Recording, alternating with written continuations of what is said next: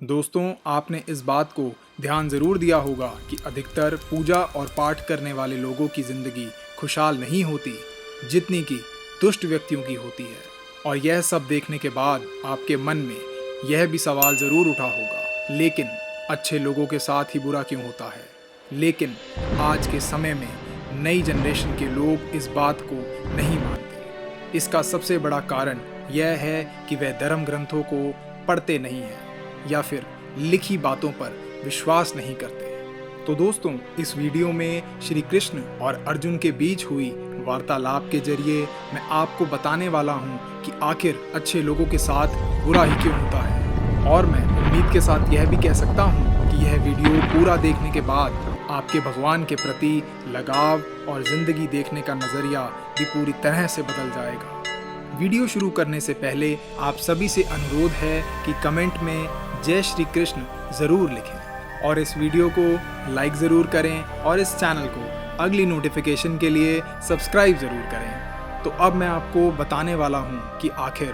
अच्छे लोगों के साथ ही क्यों बुरा होता है। धर्म ग्रंथों में भागवत गीता एक ऐसा धर्म ग्रंथ है जिसमें मनुष्य के मन में उठने वाले प्रश्न को विस्तार से बताया गया है। भागवत गीता में वर्णित एक कथा है जिसके अनुसार अर्जुन के मन में जब भी कोई दुविधा उत्पन्न होती थी तो वह उसके समाधान के लिए श्री कृष्ण के पास पहुंच जाते थे। एक दिन की बात है, अर्जुन श्री कृष्ण के पास आए और उनसे बोले, हे वासुदेव, मुझे एक दुविधा ने घेर रखा है और उसका समाधान आप ही बता सकते हैं। तब श्री कृष्ण ने अर्जुन से कहा, हे धनंजय, अपनी बात को विस्तार से बताओ, तब मैं तुम्हें उसका हल बता पाऊंगा। तब अर्जुन बोले, हे नारायण, कृपया कर आप मुझे ये बताइए कि अच्छे लोगों के साथ हमेशा बुरा ही क्यों होता है, जबकि बुरे लोग हमेशा खुशहाल ही दिखते हैं। अर्जुन के मुख से ऐसी बात सुनकर श्री कृष्ण बोले,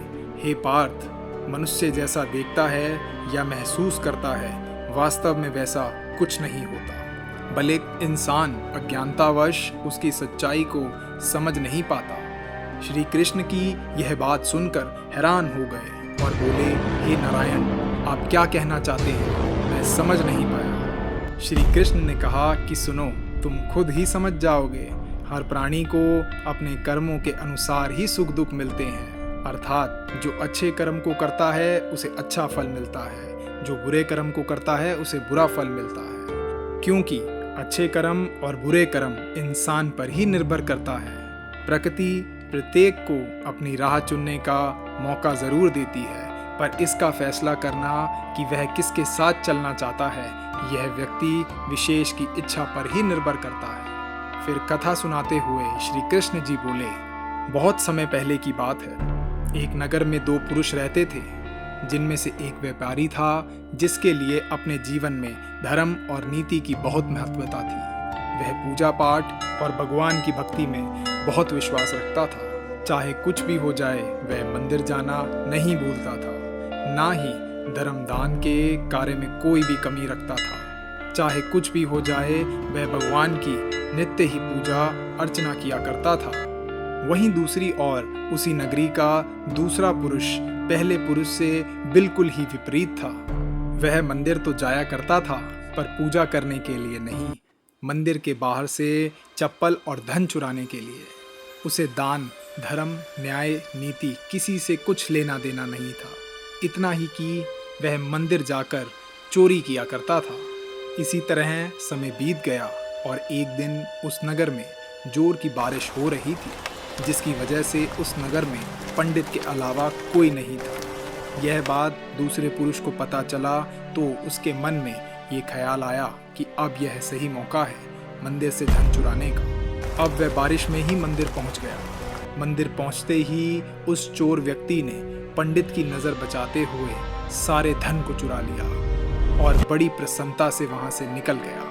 उसी समय धर्म कर्म पर विश्वास करने वाला व्यापारी भी मंदिर पहुंचा और भगवान के दर्शन भी किए, परंतु दुर्भाग्य से मंदिर का पुजारी उस भले व्यक्ति को ही चोर समझ बैठा और शोर मचाने लगा। शोर सुनते ही मंदिर में लोगों की भीड़ जमा हो गई और सभी लोग उस भले व्यापारी को ही चोर समझ बैठे।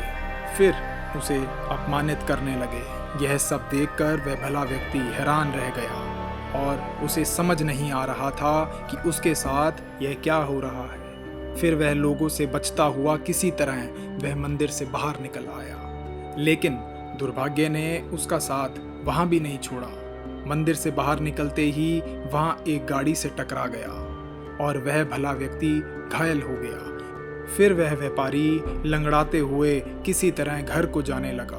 तभी रास्ते में उसकी मुलाकात उस दुष्ट व्यक्ति से हुई जिसने मंदिर का सारा धन चोरी किया था। वह दुष्ट व्यक्ति झूमता और नाचता हुआ जोर जोर से बोल रहा था कि आज तो मेरी किस्मत ही चमक गई, एक साथ इतना सारा धन उसे मिल गया। जब व्यापारी ने उस दुष्ट की बातें सुनी तो उसे बहुत हैरानी हुई और क्रोधित होकर उसने अपने घर जाकर भगवान की सारी मूर्तियां निकाल कर फेंक दी और भगवान से नाराज होते हुए अपना जीवन व्यतीत करने लगा। कुछ समय पश्चात दोनों ही व्यक्तियों की मृत्यु हो गई और दोनों ही यमराज की सभा में पहुंचे। उस व्यापारी ने उस दुष्ट व्यक्ति को खड़ा देख क्रोधित स्वर में पूछ ही लिया, मैं हमेशा अच्छे कर्म करता था, पूजा पाठ दान धर्म में विश्वास करता था, जिसके बदले जीवन भर अपमान और दंड ही मिला, और इस अधर्म करने वाले पापी को नोटों से भरी पोटली आखिर क्यों? इस पर यमराज ने उस भले व्यक्ति को बताया कि पुत्र, तुम गलत सोच रहे हो। जिस दिन तुम्हें गाड़ी से टक्कर लगी थी, वास्तव में वह तुम्हारे जीवन का आखिरी दिन था। तुम्हारे द्वारा किए गए अच्छे कर्मों के कारण ही तुम्हारी मृत्यु का एक छोटी सी चोट में परिवर्तन हो गया था। इस दुष्ट व्यक्ति के बारे में जानना चाहते हो तो पुत्र, इसके भाग्य में तो राजयोग्य था, जो कि इसके दुष्ट कर्म और अधर्म के कारण एक छोटे से धन की पोटली में परिवर्तित हो गया था। श्री कृष्ण अर्जुन को कथा सुनाने के बाद कहते हैं, पार्थ, अब तुम्हें तुम्हारे प्रश्नों का उत्तर मिल गया होगा। ऐसा सोचना कि भगवान उसके अच्छे कर्मों को नजरअंदाज कर रहे हैं, यह बिल्कुल भी सत्य नहीं है। भगवान हमें क्या किस रूप में दे रहे हैं, यह मनुष्य की समझ में नहीं आता। लेकिन अगर आप अच्छे कर्म करते हैं तो भगवान की कृपा सदैव आप पर सदा बनी रहती है। अतः आपको अच्छे कर्मों को करने से कभी भी पीछे नहीं हटना चाहिए। अच्छे कर्मों का फल भी इसी जन्म में ही मिलता है। तो दोस्तों, इस जीवन के सत्य को सुनकर आपको कैसा लगा, नीचे दिए गए कमेंट बॉक्स में कमेंट करके जरूर बताइएगा। जय श्री कृष्ण। Thank you. तो दोस्तों, आशा करता हूँ कि ये वीडियो आपको पसंद आया होगा, तो इसे ज़्यादा से ज़्यादा शेयर करिए। अगर आप नए हैं इस चैनल पे तो सब्सक्राइब एंड लाइक करना बिल्कुल भी मत भूलिएगा दोस्तों। तो दोस्तों, मैं ऐसे ही और वीडियोस आपके लिए लाता रहूँगा। आपका अपना दुनिया का खबरी। जय हिंद, वंदे मातरम।